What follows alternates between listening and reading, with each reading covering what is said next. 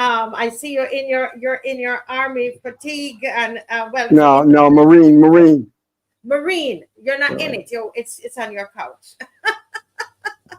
Yes, sir. Yes, sir. Well, welcome to the Marcia Week Show. My first question to you, sir, is those who don't know Alex Mitchell, who is Alex Mitchell? Alex Mitchell is a born Barbadian who lived in South America, then went to America, joined the military up there for about nearly 2 decades. And then eventually I was called in to come here and do a little work. Hmm. That's about it. So that is Alex Mitchell. Yeah. That's Alex Mitchell. You were born here. Where in Barbados were you born? Well, I first came home in Fairfield. Mm-hmm. Then I went to Military Road in Bush Hall. Then I went to Birch Path at the corner there in the Pine. And then I went off to South America. Then I came back for a day and I went off to America. Mm. Yeah. And did you? Did I miss it? What were you doing in South America? Living, going to school, Going, Suriname. They call it Dutch Guyana at the time. yeah. Yeah. Yeah. So you speak Dutch? I could only remember how to count. 1, 2, 3, 4, 7, 8, 10, 11, 12, that type of thing. That's the numbers. I Just the still love numbers. the numbers. You went to school. You did secondary school or just I went to school there for 2 years. for 2 years? Yeah, Understood. so I had Dutch in my head. So when I came back to English, it took me a little time to switch back over. To switch back, yes, Yeah, yes, yeah. yes, yeah.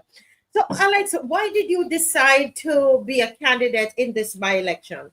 Well, Violet Beckles always told me to run, Mr. Mitchell, run. You'll get it sooner or later.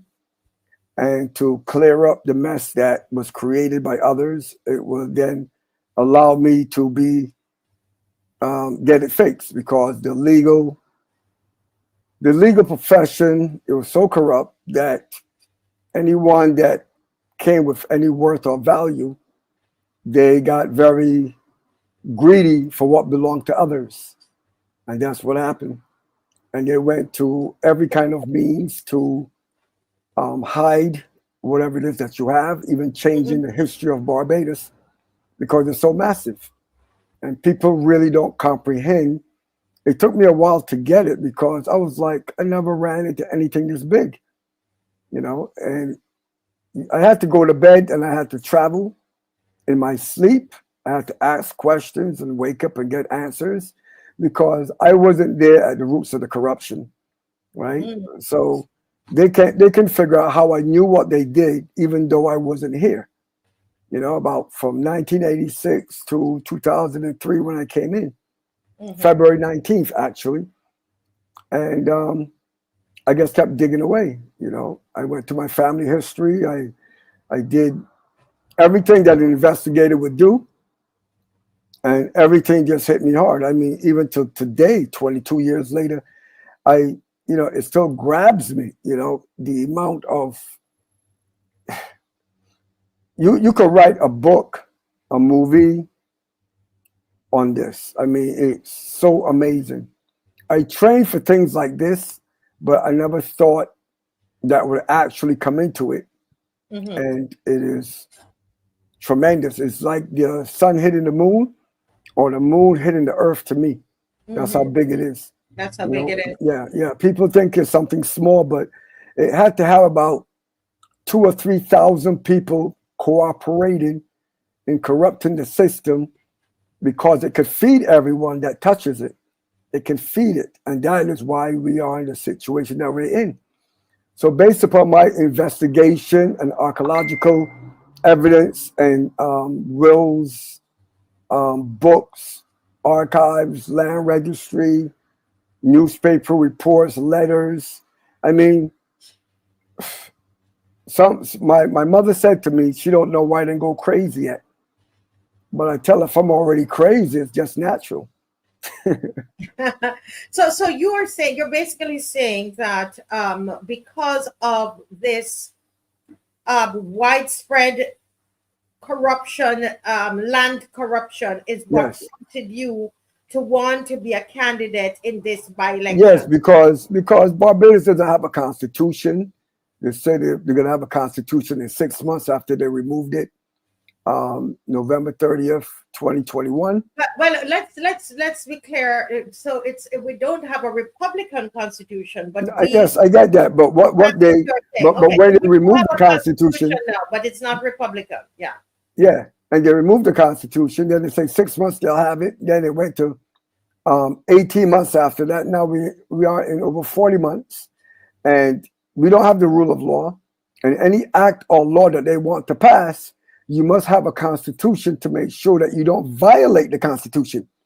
So we cannot run by Barbados by a constitutional committee to say, hey, can I jump up and say hello?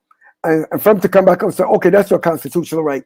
Every little thing that you want to do, it has to go to the committee to see if that's your constitutional right.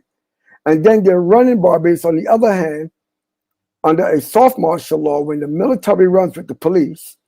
And then now you are in a transformation committee. So now we are in transformation because we're under martial law. So the Constitution can't come in until the martial law ends. And the Constitution doesn't say when the martial law ends. So I understand the point you're making about us not having the Republican Constitution, though we understand that they amended the old Constitution so that we would still have a Constitution. Well, where is it?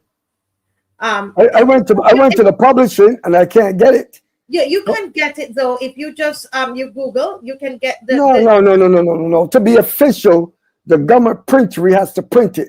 It's something that you have to hold in your hand. It's a document that you must possess. So now you can't tell me, oh, go Google it. When I go Google Barbados, it says that the president chooses the prime minister, where you know the prime minister that chooses the president. So we can't trust Google. We cannot be vague in the supreme law of the land, right? Once they come with the Constitution, they need to go over it. We need to agree upon it, and it needs to be in place. Yeah. So we can't play these legalese. I'm in full agreement with you that we do need the Republican Constitution. My view on it, Alex, is that we should not, the citizens should say, we are not going to get ourselves involved in any general election if we do not have the Republican. Yes, but the thing is, they're still going to go ahead and do it. And if we just stay out of the Constitution, they can say, oh, we call an election, it's free and fair, which is not, like the young lady was saying, and then say, oh, nobody didn't show up. And when people show up, then they say, well, you could have joined. So the thing is, when you're under a despot dictatorship, you follow the rules trying to get in, even though they're being circumvented, because now you're calling in people who is retired to monitor the people who are still there. And these are I don't know where the prime minister have the authority to bring in people to watch the electoral and boundaries committee if they think that they're going to do fraud, which I do not believe that they're going to do fraud. But I believe that the people that they bring back from retirement is there to make sure that they win. They should not be interfering with what's going on. I agree with you with that. They bring back people in. They're not supposed to do that. Yeah. But let me ask you something. What are some of the issues? So those are some of the general issues, which are important issues: corruption with land and so on, and elections. And elections, because yes. I feel that the boxes we have should be clear so we can see right through them. When we have the special part where the police or the military may vote early, right? Anybody could put more papers inside that box. We can't see what's in that box before we get it.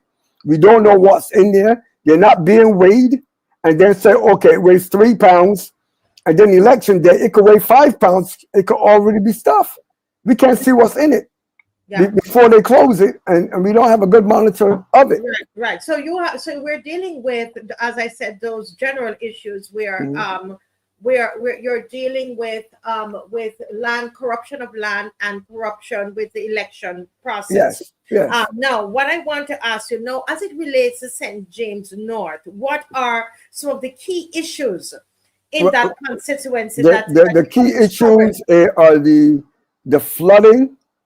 Flooding. Tell me about that.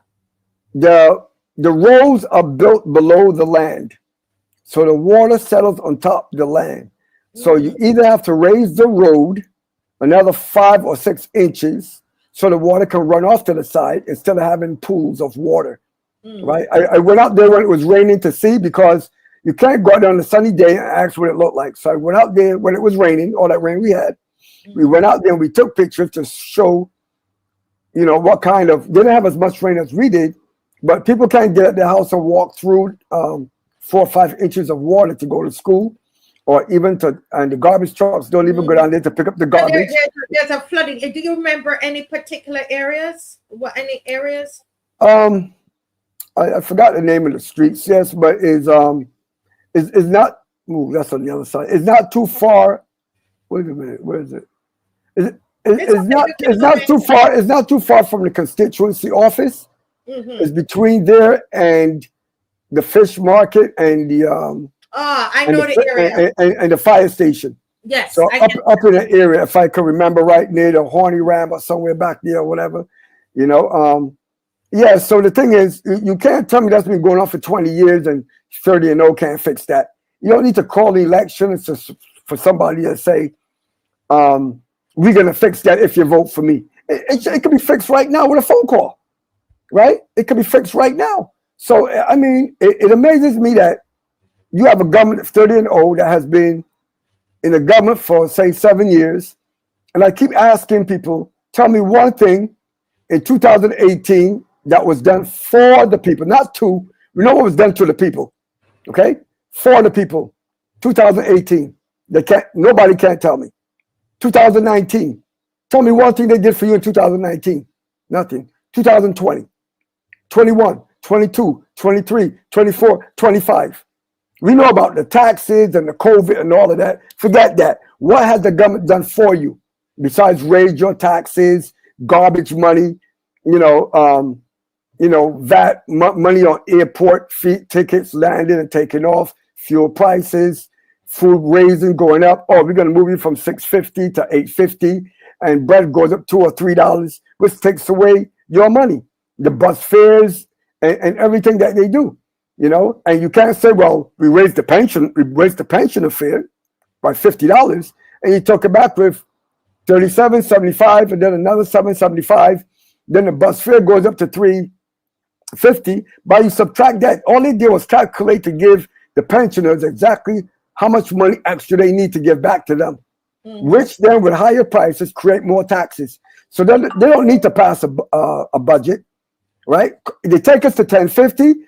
Almost everything that you want to buy is going to cost you an hour of your life. If you work 40 hours a week, that means you can buy 40 items. Eggs is almost $10. A little milk is nearly $10. A loaf of bread is nearly $10. Half a pound of butter is $10. Okay, and everything's going to go up. Yeah. So I mean, when they tax the salt and the sugar, that also put things up in the wrong way. Yeah. And then you got people arbitrarily raising your property taxes. We came out of a pandemic, and they wanted to sell people's property because they couldn't pay, because it wasn't working, because this was all done by the government. But yet they didn't have any taxes from 1968 to 2000, over $1 billion, and they wrote that off. They could have wrote that off for COVID, right? For the people. Yeah. So Alex, Mr. Mitchell, so specifically to St. James North, we're dealing with, you're talking about flooding. Of course, there's some economic garbage.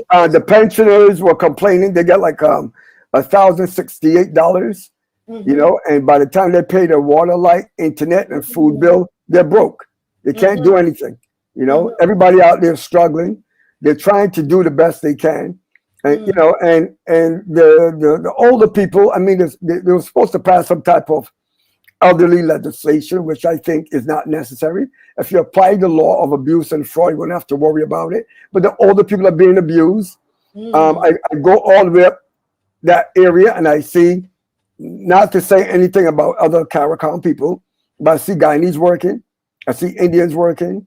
I see Chinese working. I see Italian-looking people working. And Barbadians don't have any jobs. You know, the work is not focused at them. And all the major contractors are not born in Barbados, and they're bringing who they want. So, right? So we're at the point where we are suffering. You got foreigners asking people to sell their land. Sell it and go where? In the same area. They can't sell the land because most of the land that they live on up there, I already have a deed for it, right? Give you an example dealing with that area. There is a plantation called Risk Plantation, and it is, my deed has it at 764.75 acres of land. When you go on the internet, whether it's Wikipedia, 1913's Barbados, whether it's the other one that they have, it's not there. It's not listed. Just like BlackRock is not listed. So people feel that they can do what they want and come in and intimidate and harass people and block their path to their homes in the back. Town and country planning has to make sure that when you allow foreigners to build in front of people's homes, that they have a right of way to get to their property that's in the back. They're not doing that. No, right? wow. So that makes a lot of sense. But so tell me, Mr. Mitchell, what does good representation? What would it look like in St. James North? Well, they were pretty frustrated with the people that was there before that never did anything. And a lot of them did not vote because they didn't do anything. And so I don't know how these people got into office, right? They confronted me about, right? Because like I said, it's called the Risk Plantation deed that I have, and it's big, and it even has Whole Town on it. So if somebody's coming in and buying Whole Town, you got to get past me. Because I don't know how anybody came into possession of something that we own for somebody to offer to sell to somebody overseas. I mean, the truth is that they've already sold it. No. Listen to what I'm saying. That is like saying you wake up in the morning, your car is missing, and when you find it, the police going to tell you, well, we found your car, but it was already sold. That doesn't make any sense. That's corruption and criminality. Yeah. It doesn't give you the right to break the law. In the community, so you are going to represent. This is the community I'm talking about. Yeah, I know. So I'm just summarizing what you're saying, Mr. Mitchell. So good representation in St. James North for you would be representing people on land issues. It seems to me flooding, the pensioners, unemployment. Yes.